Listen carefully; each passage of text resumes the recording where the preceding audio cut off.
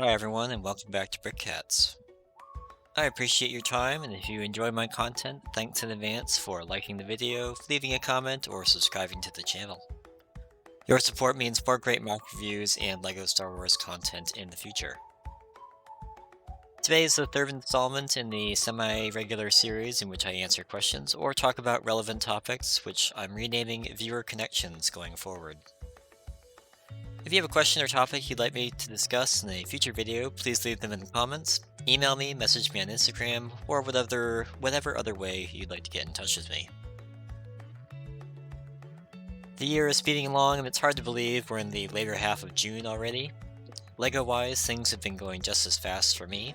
I recently completed 4 larger models: Jerax TIE Fighter version 1, Jerax TIE Bomber, Edge of Bricks' B-Wing, and 2 Bricks Officials X-Wing, and 2 reviews, so those will be coming out in the near future.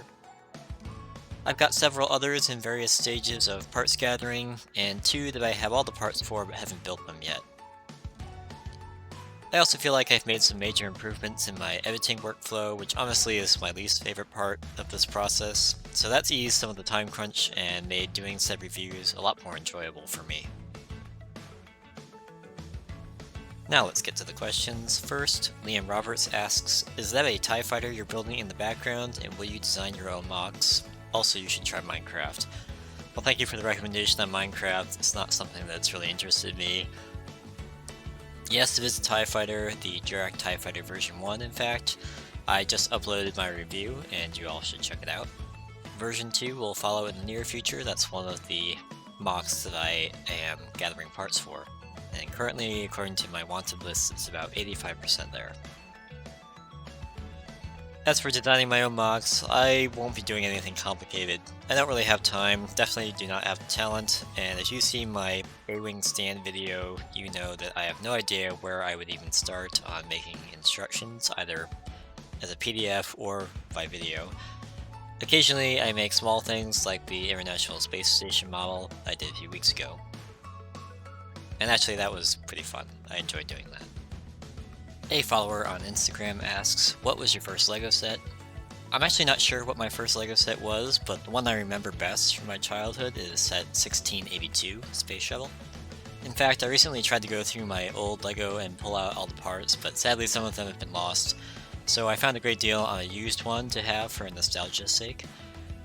And I remember having a ton of fun with this as a kid, and I remember wanting the shuttle launch pad set 6339, which was basically the upgraded version of 1682, but I never got it.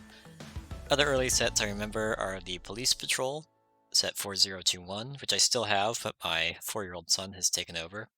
The Poolside Paradise, set 6416, and the Coastal Cutter, 6353.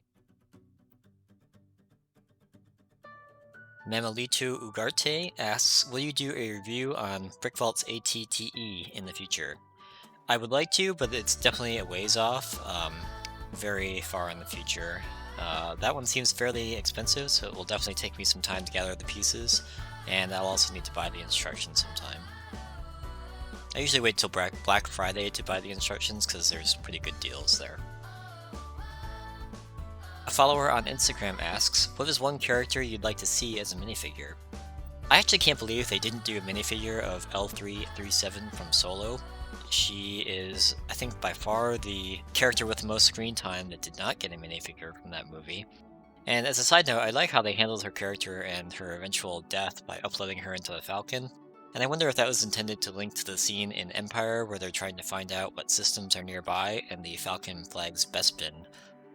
And Han says Lando. She's interfacing. She's part of the ship now.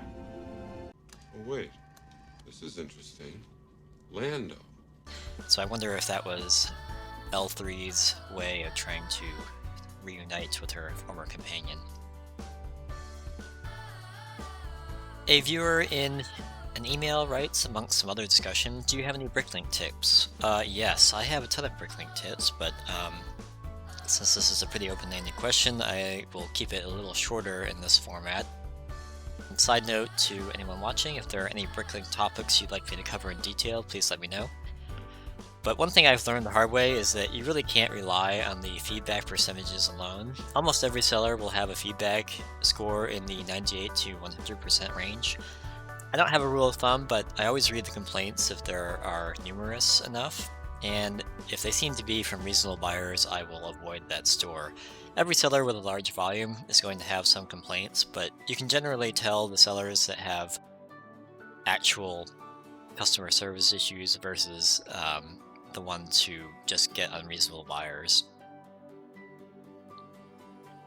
Liam McHugh asks, would you rather choose to be with the Empire or the Rebels? Probably the Rebels, and this is going to sound really strange, but I always get a kick out of how dark the Imperial facilities and ships feel and look. It's not just a feel thing, but why all the dark colors? It's very oppressive, and I'm sure that's on purpose, but I can't imagine it's pleasant to live in these kinds of places. But that's probably the point. That's all for today. Don't forget to leave a like or a comment, subscribe to the channel, or follow me on Instagram for more LEGO Star Wars content. I'd love to hear some of your first sets or other Bricklink tips that you all use regularly.